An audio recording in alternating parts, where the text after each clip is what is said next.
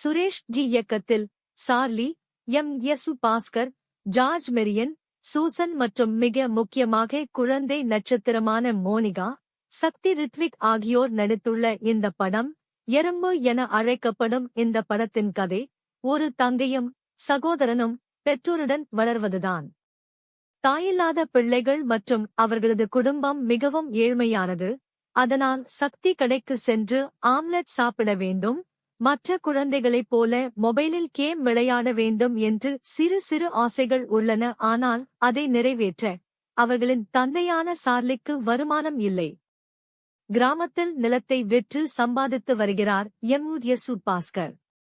நம்ம சார்லி நிலத்துக்காக இவரிடம் கடன் வாங்கியுள்ளார்.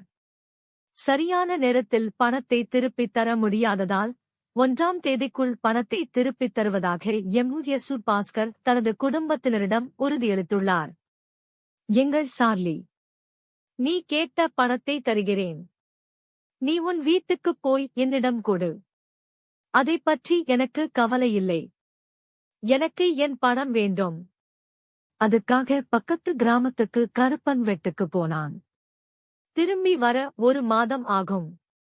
இந்த இடைவெளியில் சூசனின் தம்பி பிறந்த நாளுக்கு தன் தம்பிக்கு மோதிரம் கொடுத்திருப்பான். இளைய சகோதரர் சக்தி அதை இழக்க நேரிடும். இது சித்திக்கு தெரிந்தால் அடித்து உதைத்து பிரச்சனைகளை உருவாக்கிவிடுவார்கள். அதனால் பயந்து போய் சித்தி வருவதற்குள் எப்படியாவது பணம் சம்பாதிக்கிறார். அதே மோதிரத்தை பெற முடியாமல் தவித்து வருகிறார். அக்காவும் தம்பியும். இறுதியாக அவர்களுக்கு மோதிரம் கிடைத்ததா? சார்லி கடனை அடைத்தாரா? நமது குழந்தை பருவத்தில் அல்லது இன்றும் கூட நாம் பலரை எதிர்கொள்கிறோம். எனவே இந்த படத்தை பார்க்கும்போது அவர்களுடன் நாம் எளிதாக இணைக்க முடியும். குறிப்பாக சில உணர்ச்சிகரமான காட்சிகளை பார்க்கும்போது நம் வாழ்வில் ஒரு சம்பவம் ஏற்படுகிறது. இந்த குழந்தைகளுடன் ஜார்ஜ் மரியன் தனது சிறந்த நடிப்பை வழங்கியுள்ளார். மொத்தத்தில் இது எளிமையான மற்றும் யதார்த்தமான படம்.